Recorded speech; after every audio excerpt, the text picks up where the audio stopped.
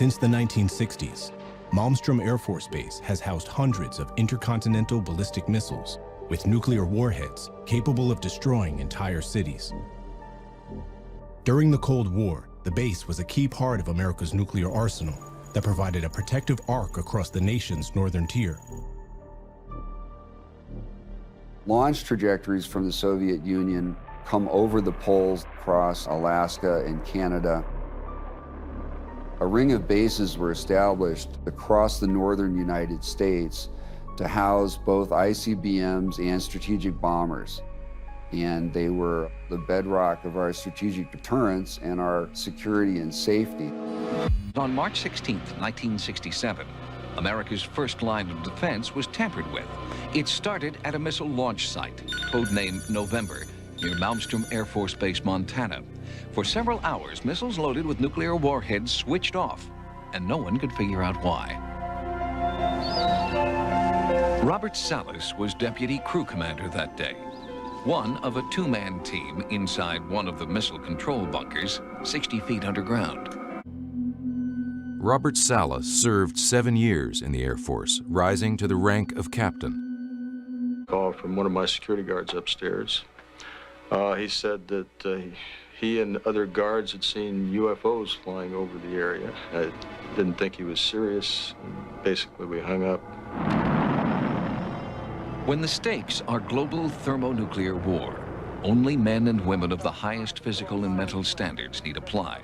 Salas had made the grade, but now he had to begin questioning those around him. About 5 minutes later, he calls back, and this time he's agitated. He's obviously frightened. He said that there was a UFO hovering just outside the front gate, and it was glowing red. It was saucer-shaped, and he was very frightened. Within a minute or two of the second call, the missiles started shutting down or going off alert. We were basically shocked to see our missiles going no-go sequentially. Our missiles began going into what's called a no-go condition or unlaunchable. Essentially, they were disabled. Detailed in this report, full of court-sanctioned sworn affidavits. The witnesses have described these craft as disc-shaped or cylindrical-shaped or spherical. If you think what's being said inside this building is completely ridiculous, you might want to consider something. My name's Robert Hastings. Thank you for coming. These are men who might know what may have gone on. They're former Air Force missile launch officers, missile base officers, who say UFO spaceships, flying saucers, make nuclear weapon systems go haywire. In 1966, according to a launch officer, David Schur, his missiles were temporarily activated just as his security guard was reporting a bright object moving from missile to missile to missile. 10, 9, 8. And it's not just in the United States. Also, 4, 3, in Russia. 2, 1. Like a 1982 incident that happened in then Soviet Ukraine. Given the fact that these incidents have gone on over there, including one incident of their missiles being temporarily activated when a UFO was hovering above the missile base, identical to what occurred here, I think we can rule out that whoever are piloting these craft are either American or Russian. Just 12 hours later, at another launch site, codenamed Echo, 20 miles away, Launch Commander Don Crawford learned that the 37-ton Minuteman missiles under his command also went down. We just looked at each other and said, I don't understand this. How could this happen? There is no command in the capsule to turn them off. There was no switch, no off switch. They did not break. They just never broke. And I never saw an off-alert missile in the 3.5 years I was a crewman. 3 weeks earlier, Crawford had also taken a panicked phone call from a security guard who claimed to have seen a UFO over the silo. He was a very terrified young man, and he could not identify what he was seeing. In other words, this was not an airplane. It was way too low and too close, and it also didn't go away. I guess I finally convinced him that if the whatever it was came inside the fence, he had my authority to shoot, which made him feel really good. But he said, "Sir, I don't really think that'll do much good." Then, more than 3 hours after the missiles went offline, with no repair work having been done, the missiles simply came back on, as though nothing had ever happened. It just started back up normally like they had installed it from the factory. And so they found no broken pieces, no broken cables, no, nothing like that. It just started back up. Ray Fowler. In 1967, he was working for Sylvania, one of the companies that built the Minuteman system.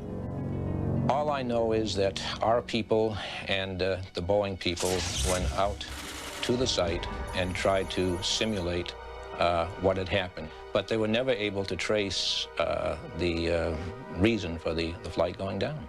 Just recently, they struck pay dirt with this report. It is the Air Force's official and now declassified investigation of the Echo and November incidents. The strategic missile wing history that we obtained specifically lists what was eliminated, and it concludes that they were mystified. They looked at faults in the computers or the guidance systems of the missiles themselves. They looked into electromagnetic pulse, which is really what they believe was the cause. As far as I know, or the documents show, the capability of introducing such a pulse in the shielded cable system didn't exist at that time. There's one section in the report that says they interviewed security guards and they denied the UFO incidents. I know, for example, that I briefed my commander on the UFO incidents. The Echo flight crew not only briefed their commander, but had to brief SAC headquarters on the entire incident, and they had logs. And so I know for a fact that those statements in that historical document are false. Again, that morning, after reporting it to the command post, we were informed that a very similar incident happened at Echo flight. I was at Oscar flight. They lost all 10 of their weapons under similar circumstances, very similar circumstances, where UFOs were sighted over the launch facilities. They had maintenance crews and security crews out there that had spent the night, and they were reporting UFOs over those sites. And the commander of that flight was Eric Carlson. He also separated as a captain, and the deputy commander was Walt Fiegel. He retired as a lieutenant colonel. We have those witnesses that I just mentioned, the names I just mentioned, have spoken of this event before, and they will back up this story. We also have documentation that I received through FOA requests from the Air Force outlining the Echo flight incident, and including in that documentation a reference to UFOs. We have telexes covering this incident, and in one telex it says the fact that no apparent reason for the loss of 10 missiles can be readily identified is cause for grave concern to this headquarters. This was from SAC headquarters. So we've got those telexes. I've got about 12 witnesses that'll verify parts of this story, including of a man who investigated the incident afterwards for the Air Force, and you'll hear a little bit more about that from the next witness. And also another guard that witnessed a UFO in that same time period, and another officer who retired a full colonel who had other reports of UFOs. Ancillary to that, excuse me, I've got the complete report on a Minot, North Dakota incident. That was Minot Air Force Base, North Dakota, which happened in August of 1966. Very similar. UFOs sighted over missile silos, and also a UFO incident that was investigated by the Air Force immediately after our incident, within a week. I'm willing to testify to the truth of all these matters that I've spoken about in front of Congress under oath. I think the quality of witnesses is very important, and in this case, yes, the missile officers are highly trained, engineering and science types for the most part, and the air police, these people go through special security schools, they have secret clearances, that sort of thing. They carry weapons, they're highly trained people, so I think it's very significant when people of this caliber make sightings. The tragedy is that we don't know all the details of the reports. They've been kept secret. My name is Dwayne Arneson. I served 26 years as a communication electronics officer in the U.S. Air Force, all over the world, including Vietnam. I was lucky to be selected to be commander of 3 different units in the Air Force. I held a top secret SCI TK clearance, and for those who know, it is slightly above top secret. I retired in 1986 as a colonel at Wright-Patterson Air Force Base in Ohio. I was assigned to the 28th Air Division at Great Falls, Montana, and I was the officer in charge of the communications center there. Also, I was a top secret control officer for the division.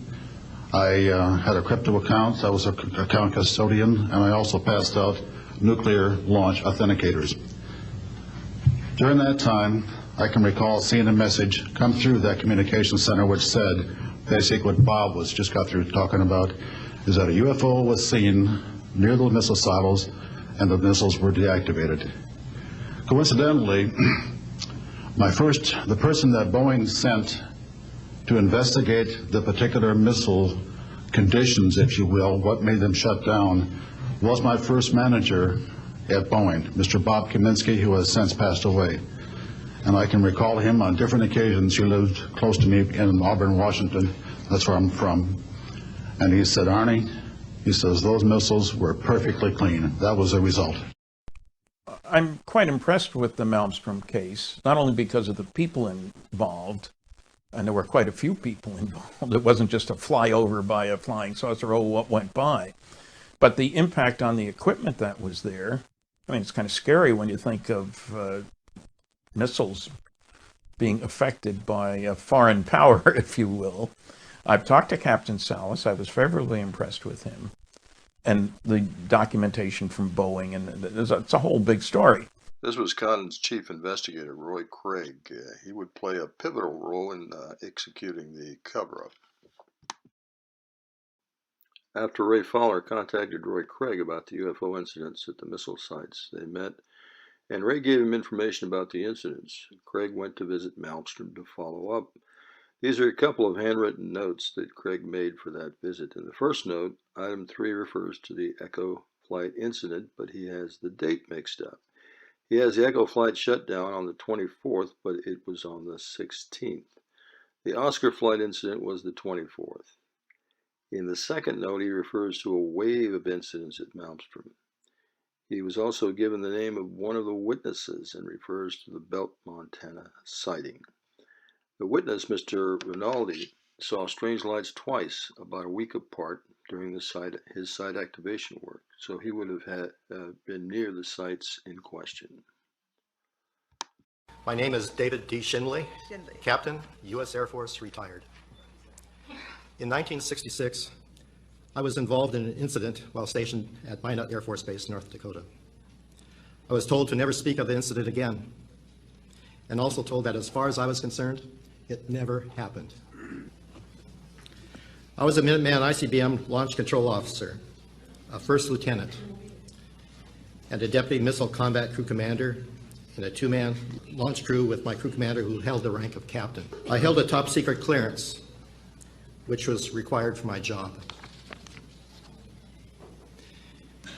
It all began one morning when I was watching TV while having breakfast, and I heard the local news announcer mention that some residents in the town of Mulhall, North Dakota, had seen strange lights overnight, which they attributed to a UFO. This caught my attention because I was scheduled for duty that morning at a launch control facility called November Flight, about 3 miles west of Mulhall and about 37 miles north of Minot, North Dakota. I lived in the town of Minot at the time, and I drove to the air base to attend the morning pre-departure crew briefing at wing headquarters, where all 15 missile crews would normally meet each day prior to pulling alert duty at their respective launch control facilities. My commander and I then proceeded to take the elevator down to the Launch Control Center, the capsule, to relieve the two-man officer crew below. After entering the capsule, our eyes were immediately transfixed on the Launch Control Console, which showed that all missiles were off alert and unlaunchable. We had never seen such a thing before.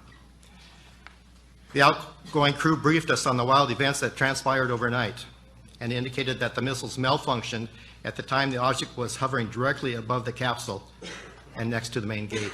When Robert Salas wrote an article about the Echo incident, former Launch Commander Don Crawford read it and realized he was not alone. And then sightings brought them together for the first time in 3 decades. It's been doing for 30 years. A long time. I remember you now. Finally, Crawford and Salas could talk freely on a subject they had once sworn to keep secret.